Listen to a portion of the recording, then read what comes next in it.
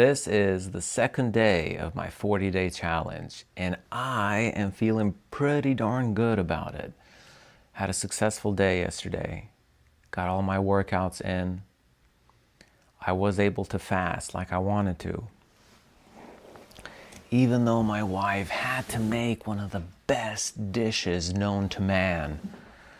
It's kind of difficult to describe, but it's simple, but it's incredible. It's a bean dish with this imported dried beef. The dried beef is what gives everything the flavor. Fills the room with an amazing aroma of smokiness, dried beef goodness. And then once it's cooked, the beef just falls apart. But anyway, I was able to abstain from eating it. Instead, I just stuck with my 1 lemon, water, and coffee. So yeah, I guess that means that I'm pretty serious about this. I actually forgot how many days I said I was going to fast. I think I said 10 days. Definitely going to do a week. But 10 days if I can make it. Unless it just doesn't make sense. If I end up losing too much weight after 10 days, then I'll stop the fast. But nah, that's probably not going to happen. Today's agenda is going to be to do some mostly pulling related exercises. Worked out my forearms pretty good yesterday, so I don't think I'm going to do anything finger strength related. I'll probably just do some PT exercises for my fingers, get them warmed up, make sure they're healing properly. I'll show you those later on. I'll show you what I do for that kind of stuff. Managed to get some editing done. It's just tough. I'm so new to this that every little thing is an issue. I think it's working out okay, but I took some 4K footage yesterday and I was looking at it in the editing software, and a lot of it seems a little bit pixelated. So I have no idea what's going on. But you know what? Some things I'm gonna have to learn to just let go. I'm sure that with enough time and experience, all this stuff will sort itself out. I plan on finishing the edit today, and maybe I can post that first day video either today or tomorrow. You know, this cup that I'm drinking out of today, it reminds me of something. It brings back some good, interesting memories. So I guess I'll just share with you a quick story having to do with this cup.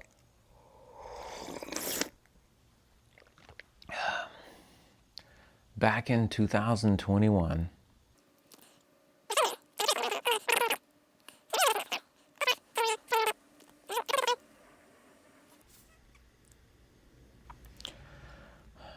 okay, well, I'm going to start this story again about my St. Croix cup and what memories this brings back.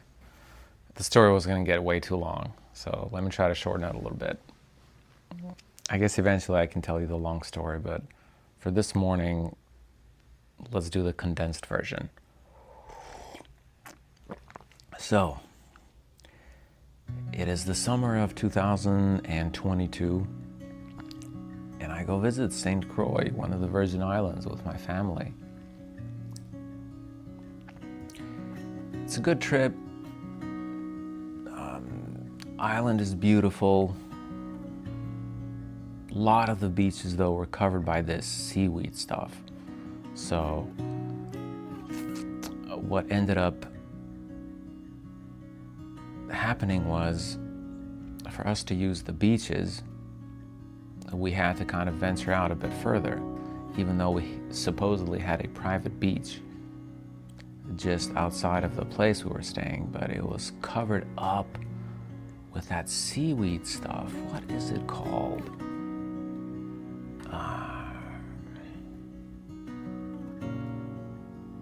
I can't remember the name. It starts with an S. But this stuff just washes up on the shoreline and starts to decompose and smell really bad. And I'm talking about feet deep. This stuff was feet deep on our private beach, so it was practically unusable. Well, the island was big enough that it had a lot of other clear beaches, so there was this one day where I decided, hey, you know what, I want to do something interesting. I want to remember this trip by. So I was doing a little bit of research, looking at a map of St. Croix, and I realized, hey, there's an island, like a national monument island or something like that people take charter boats to. That was relatively close to the big island, maybe, I think I had it calculated at 1.8 miles to the island, the shortest distance. Well, I get the great idea of, man, I'm not taking a chartered boat to this island. I'm gonna swim it. I'm gonna swim to this island. And look, I'm an okay swimmer, but it's not like, I'm not a great swimmer. That's not exactly my thing. In fact, after about 5 minutes of continuous swimming, I always feel out of breath, but I push through it anyway. Well, this expedition starts off rocky right from the beginning. First, I have to hike quite a ways because I left Lena, the car that we had rented. I didn't want to take the car with me. So I hiked to the other side of the island, up and down these hills. Felt good, but I realized, hey, my legs got a bit more tired than I would have liked.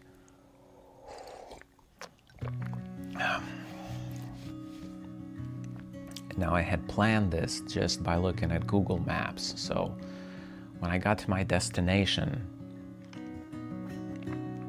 the waves were bigger than I realized. There was a line of coral reefs that was basically a blockade for me to get into the deep ocean. So what do? Well, screw it, I go in anyway. Now, one thing that I did have with me was I had this orange tow float. I was able to inflate it, tie a cord around my middle, and pull it with me. In case something happens, I had something to hold on to, and also it held my ID, a couple of water bottles, my phone to take pictures with. So I was ready. I set out. Man, I didn't even get 100 yards in before the waves took me and just threw me. My phone cut out there by itself for a second. Well, anyway, so like I was saying, it wasn't even 100 yards. I didn't even make it 50 yards before the waves just started tossing me around. And I didn't know that there was a whole bunch of fire coral all over the place. And they're venomous, like jellyfish venom. I think that it's close to jellyfish venom. So I'm trying to swim, just getting thrown around on fire coral. I think I get stung 7 times. To get past this thing, what I have to do is wait for the waves and then basically wade through the water as fast as I can and just grab onto these huge mushroom-looking coral reefs. I don't know exactly what they are, but they weren't stinging me, so just able to hold on to that wait for the next wave, and then just repeat that process. So finally I get past this, and now I'm swimming. And in my head, I'm thinking, hey man, I got like 2 miles to go. This is not looking good at all. What the heck am I gonna do? Should I give up right now? Well, I thought, no, I'm not gonna give up that easy. Gotta go at least some distance. I feel that all over my body I'm stung, and I'm thinking, hey, could it be possible for me to just pass out or something from the stings? I wasn't sure, so I was a bit nervous, but I just couldn't bring myself to give up and go back. So I said, okay, well, let's see, let's go a little bit further. So I'm swimming and I get in a bit of a rhythm. It doesn't take very long for me to realize that I cannot swim in a straight line. So I'm zigzagging all over the place. And the further I get into the ocean, the bigger the waves get, which was not what I expected, because, okay, this phone keeps cutting off, doing my hand gestures, and it thinks I'm telling it to stop recording. But anyway, so from shore, you don't realize how big those waves are in the ocean. They form this trough, and you can't see anything on either side. And that's when I started to worry about the boats. Forget anything else. I wasn't sure if the boats would be able to see my orange floaty or me. And I thought, what if they run me over? I still couldn't bring myself to go back. So occasionally I would stop swimming and just try to look up as high as I could for the boats. I guess I took a chance. That was probably the most dangerous part of this whole thing. Escaping the boats. Well, either it was the time of day or I got a little bit lucky, but none of the boats ever got near me, so that's good. I thought about sharks. I know the chances are low, but man, you just feel so helpless in that water. You look at all the other creatures swimming around like it's nothing, and I'm sitting there practically just keeping myself from drowning. I mean, that's what it feels like when I'm swimming in that ocean. Don't really feel that much under control. My lats get tired, my shoulders get tired already. And I'm thinking, whoa, this is not going very good. Okay, we'll take it a step further. After all, I have this floaty. I can always just grab it and rest there for as long as it takes. So, it's a surreal experience. You're swimming and you see the ocean bottom, and then all of a sudden it just disappears. It drops from view completely and just becomes black. Oh boy. That's when you start getting a little bit nervous. But I'm looking up and I can see the other island.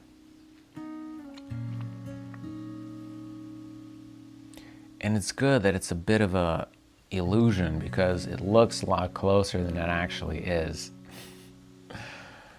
So eventually though, I get tired enough and I get in a rhythm. How can I explain this? I don't know, eventually you just get tired enough. You feel like you're enough deprived of oxygen that you're not thinking about anything else other than just keep going. So just keep going, swimming. Occasionally I would rest on the floaty. But not that much. I just needed to keep going. Yeah, zigzagging all over the place. Didn't realize the current was going to be so strong, so the current would just push me out in the middle of nowhere. Well, eventually, I start seeing the ocean bottom again. two really cool things happened. I'll never forget this. As I'm swimming, I look behind me and I see this dolphin following me. After a few minutes, I look behind me again. He's following me still. Eventually, I see him on my side. Oh, this dolphin is curious, and he is big. I just had no idea how big they were until that time, until it was so close without, any barriers or anything like that. I realized, man, this dolphin can mess me up if it wanted to. So it did this really cool thing. It swam around me, comes up on my side, and it just looks up at me like this. It just goes, just floating, and looks at me like, what the heck are you doing, man? Why are you here? And then he leaves, and I don't see this dolphin anymore. Shortly after that, as I start seeing the ocean bottom again, I see this gigantic sea turtle swimming underneath me, and this thing is massive. To me, it seems like it's the size of a small car or something. Obviously it isn't, but it just seems so big in person. It takes my breath away. I didn't have much breath left from swimming almost 2 miles, or who knows how much, from all the zigzagging. But anyway, now I'm closing in on the other island. I'm close. I know I'm gonna make it one way or another. Well, guess what? There's another line of coral reefs, and it looks like it's fire coral. And I say, screw that. So I end up swimming the shore of the island for quite a while until I go around this thing, and finally I beach on this beautiful white sand, and it feels amazing. It just feels great. Definitely feels like I accomplished something. So I hang out on that island for a while. I drink my water. I do some of the hikes and stuff. I walk the beach line and go around, and then I see all the charter boats and all the other tourists. They were kind of on the other side. Some of them see me. They're kind of walking in my directions. In my direction, they see me, and I can see a look of puzzlement in their face. Like we don't recognize you. Why are you here? Where did you come from? It's funny though, most of them, once they see me, they just turn around and leave. I don't know, maybe I was looking rough, but they didn't want to have anything to do with my presence. It was fine. I spent some time sunbathing, hiking around a little bit, but then it was time to return. So guess what? I gotta swim back. There's no other way to get back unless I really become lame and ask help from the boats. But I wasn't gonna do that. No way. I knew I had plenty of energy left to get back.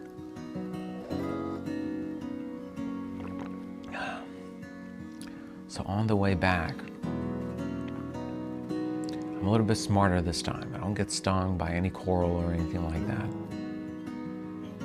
I feel like I'm going faster on the way back. And I'm swimming, and I'm thinking, oh man, I'm gonna make good time this time. Well, when I look up, I am swimming away, in the middle of nowhere, and this current is just taking me so fast. But that's not where I wanna go. So I gotta turn back.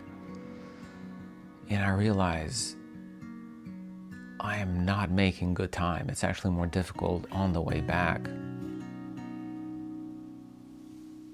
But it felt strange. It felt like I was moving faster, but only because the current was taking me in the wrong direction. So I realized early on that I just needed to have the waves crashing into me on my left side. And that was how I knew the direction that I was heading to. Well, oh, by the way, it probably took me 2 hours to swim to the island, if not more. And it took me about 2 hours to swim back. Well, when I swam back, I made sure to not hit the fire coral again. And when I beached, I could tell that I was tired this time. Didn't have any more water left. And I didn't recognize where the heck I was. Well, I figured out later on that I had missed my landing by 2 miles. So I got lost. I had more water where I had set off in the beginning, but that was 2 miles away. So I'm carrying my floaty, I'm in my bathing suit, trying to find where the heck I'm going, barefoot.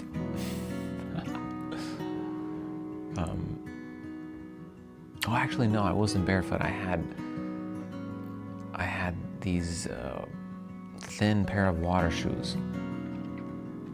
And so at first I tried to just walk along the shoreline because I knew if I did that eventually I would find my stuff. But it got too rocky. I could not do it. It was property I had to go through. So then I just went inland, got on the road and started walking. I tried asking for directions, but nobody would stop. People would take one look at me and be like, man, no way. There's something wrong here. I am not stopping for this guy. So eventually though, after walking, I don't know how long, it was a long time, I found my stuff, got my backpack, had a little bit of water in there, and then I had to hike back to the house. So let's see, I set off that morning early. I think it was before 6 a.m. I got back at around 7 p.m. Boy, was I exhausted and tired.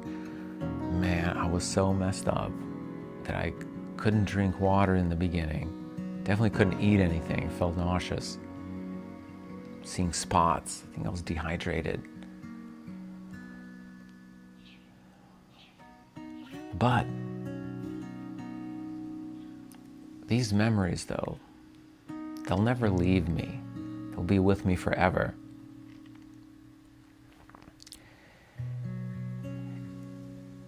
And it is a great feeling to have something like this to reminisce on. In the morning when I'm drinking my coffee, I look at this cup and I remember, hey, that was a good time. I did something of value, even though it didn't go exactly my way. It was something magical that happened in my life. Seeing that dolphin, that environment, and the sea turtle, and just experiencing the ocean in that way. That's what I want in my life. I want to experience these things as often as I can. I want to build memories that I can look back on, that I can be proud of, and that motivate me when I'm feeling down. So I can always think back on them and say, whatever bad is happening to me right now, I did things before. And if I did those things before, I can do those things still. So I guess that's the takeaway of this story. I guess for me, it's not just enough to go traveling and sightseeing. I want to experience these places in such a deep way that I'll never forget them. So that's it. That's my morning story. Hope you enjoyed it, and maybe I'll have more of these stories to tell. I guess I gotta finish up my coffee, get the day started. Oh look, sunrise. Okay. I recommend you guys also get out there and make some spectacular memories. Share them. Get together with people of the same mindset. Share your stories, what you learned from them, what you took away from them, and share what else you want to do. Because I am not finished. You shouldn't be finished either. Plenty of stuff to do out there. So here's to building memories. See you later.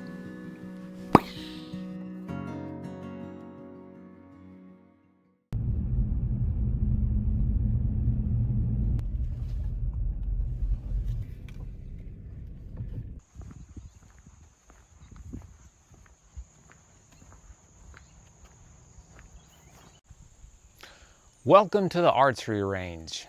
Yeah, this is something I like to do when when I'm exercising well and dieting well. It just kind of gets my head right, my mental space. Feels a lot better when I do something like this. I like to stay active. Yeah, I haven't shot arrows in a while, so it is time to do it.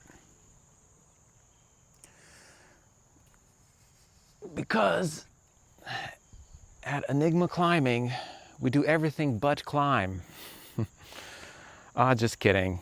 Feels like that sometimes though. We're gonna start off with just distance of 10 yards and then go to 20. The goal here is to get 3 arrows in a row in the yellow. That's about it. Ooh, this one's busted. Dang. Oh no.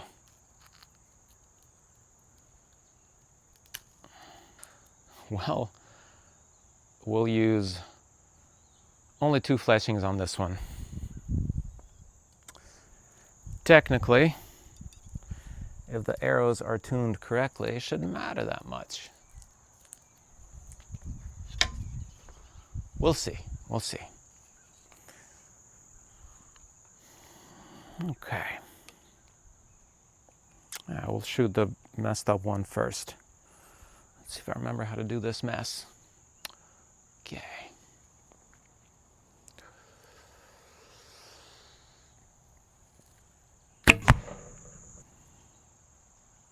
All right. Yeah, that one flew just fine.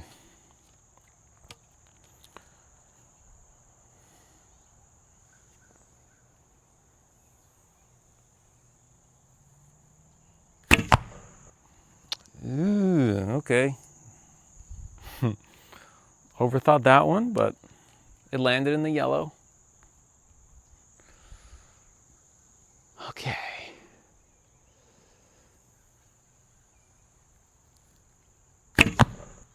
Ooh. Okay.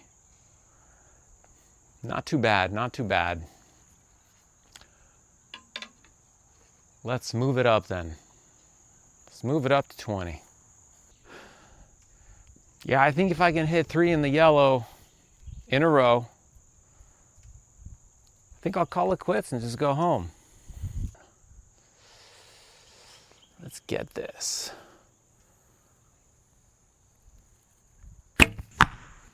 Ooh, ooh, ooh.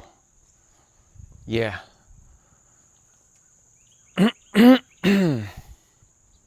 Okay. Yeah, it's gonna take some calibration. This is the 2 fletch.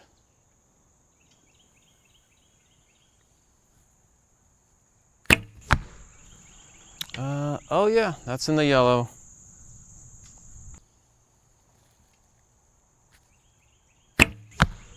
My Might be 2 out of 3, but barely. Let's go. Yeah, 2 out of 3, not too bad, not too bad.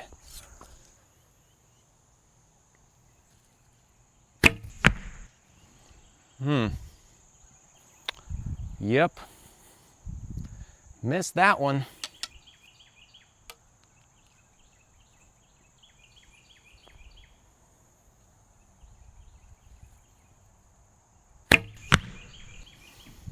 Okay, got that one. Seems like the arrow's not quite flying right though. Something's off. Could be a lot of things.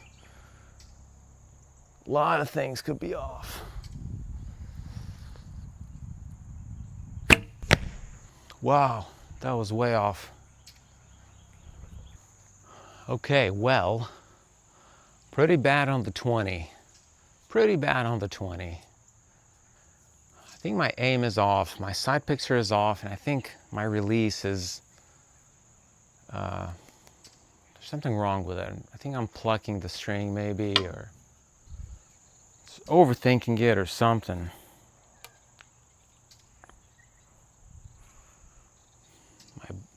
My left arm, the bow arm, doesn't feel that stable either.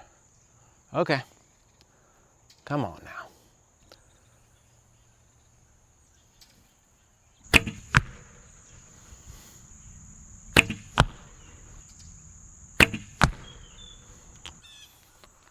Oh no, that one is in the red.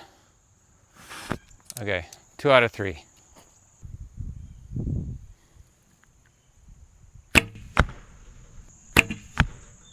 Okay, that's yellow. Oh no! Man. Okay, okay.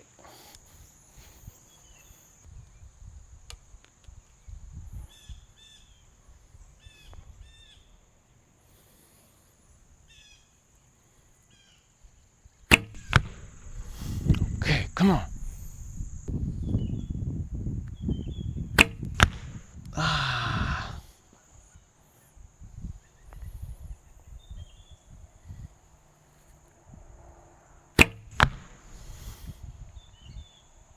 Two out of 3. Again.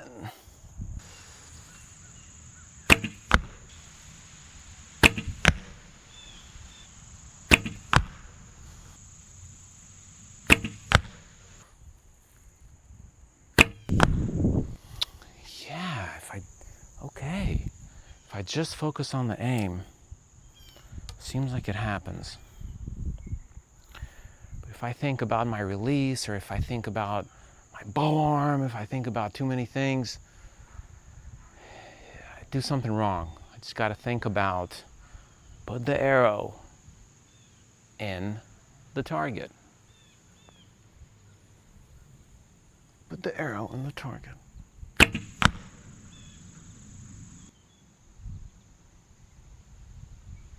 Okay, that is in the yellow. Not great shots, but we did it. Let's go look. Yeah, that hit the line. It counts according to archery standards. That one is definitely in the yellow. Not a great shot. This is a great shot. Okay. What now?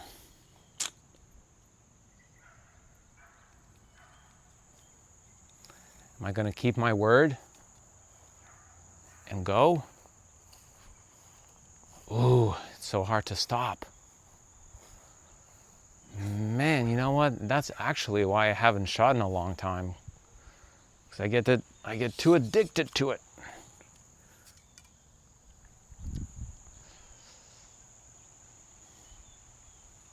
All right, let's do this. Let's just shoot until we get 1 in the yellow, and that's it. And then we'll call it quits. 1 in the yellow, and we'll go home. 1 in the yellow, and that'll be it.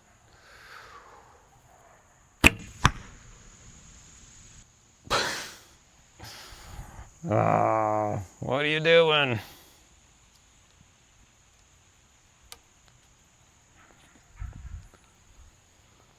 Okay, here we go.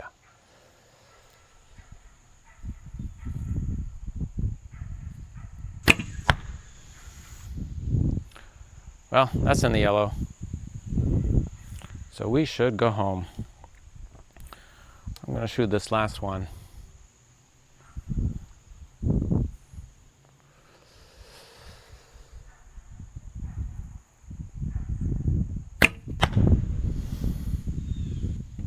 Okay, done.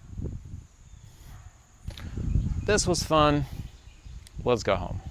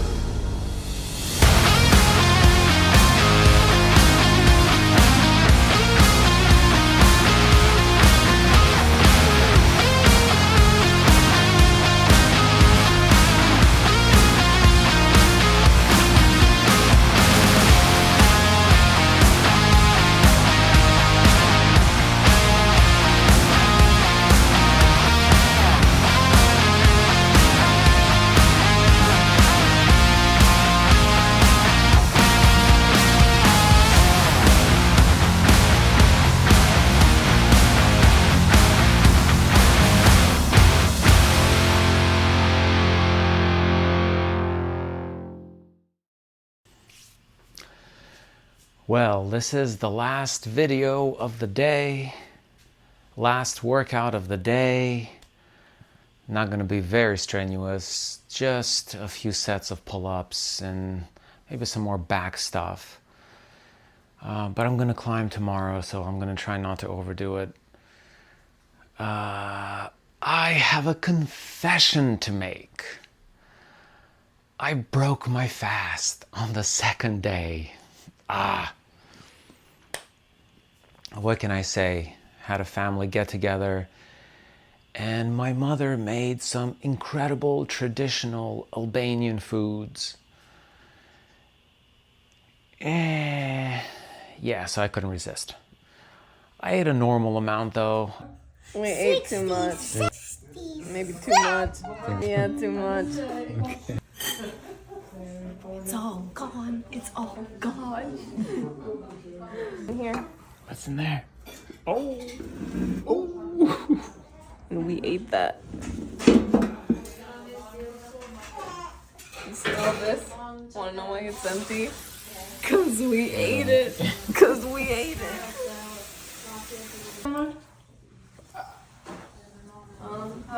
I think today I had probably 2,000 calories, so it's still under maintenance. So as long as I reach the end goals, the path can shift and alter as needed. For half the day, I told myself I was gonna be strong enough and not succumb to temptation at the family get-together. But then I got there and my younger brother's in-laws were there. We had never met them before, and especially in the culture, it's just kind of weird to sit at the table and not eat anything. How can you explain peak climbing performance to other people. You really can't. So I had the food and it was amazing. Yes. But hey, I got 38 more days. So that's plenty of time to make up for it. Big deal. Any more family get-togethers, I will say no because I have more important things to do. All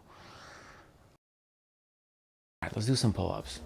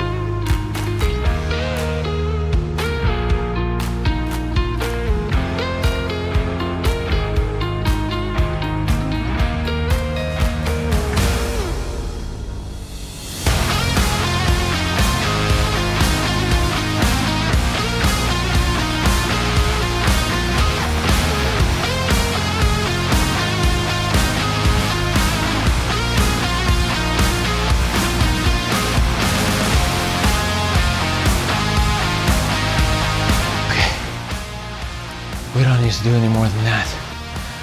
You guys have a good night. I will see you tomorrow.